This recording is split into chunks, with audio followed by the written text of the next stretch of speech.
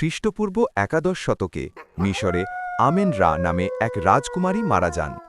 তাকে যথানিয়মে মমি করে সমাধিস্থ করা হয়। অনেক বছর পর ঊনবিংশ শতাব্দীর শেষ দিকে তার মমিটি কেনার জন্য ৪ জন ইংরেজ মিশরে আসেন এবং তারা রাজকুমারী আমেনরার মমিটি ক্রয় করেন। কিন্তু এর জন্য তাদের নিদারুণ দুর্ভাগ্য বরণ করতে হয়। মমিটি কিনে নিয়ে যাবার সময় ৪ জনের মধ্যে একজন মরুভূমিতে ঝড়ের কবলে পড়ে মারা যান। তারপর ইংল্যান্ডে ফেরার পর তাদের একজন দেখেন তার সব সম্পত্তি কেউ একজন আত্মসাৎ করেছে। অপরজন ভীষণ অসুস্থ হয়ে পড়েন এবং তার চাকরি চলে যায়। মমিটির পরবর্তীতে স্থান হয় ব্রিটিশ মিউজিয়ামে, কিন্তু যেই একবার মমিটিকে স্পর্শ করেছে তাকেই কোনো না কোনো দুর্ভোগ পোহাতে হয়েছে। এমনকি এক দর্শনার্থী যে কিনা কাপড় দিয়ে মমিটির মুখ পরিষ্কার করেছিল, ১ সপ্তাহের মধ্যে তার ছিলি মারা যায়। আরেকবার এক ফটো সাংবাদিক মমিটির ছবি তুলেছিলেন।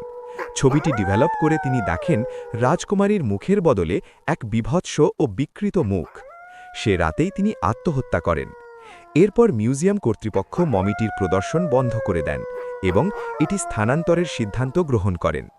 পরের দিনই কর্মকর্তারা দেখেন প্রধান নির্বাহী কর্মকর্তার লাশ পড়ে আছে টেবিলের ওপর। কিন্তু মানুষের শখ চিরন্তন। এত কিছুর পরও এক আমেরিকান পর্যটক মমিটি ক্রয় করেন।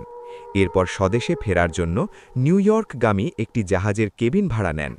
আর এ যাত্রাই ছিল সেই জাহাজটির প্রথম ও শেষ যাত্রা, কারণ যাত্রাপথেই জাহাজটি ডুবে যায় এবং এটিই ছিল বিশ্ববিখ্যাত জাহাজ টাইটানিক। অদ্ভুত, খুবই অদ্ভুত।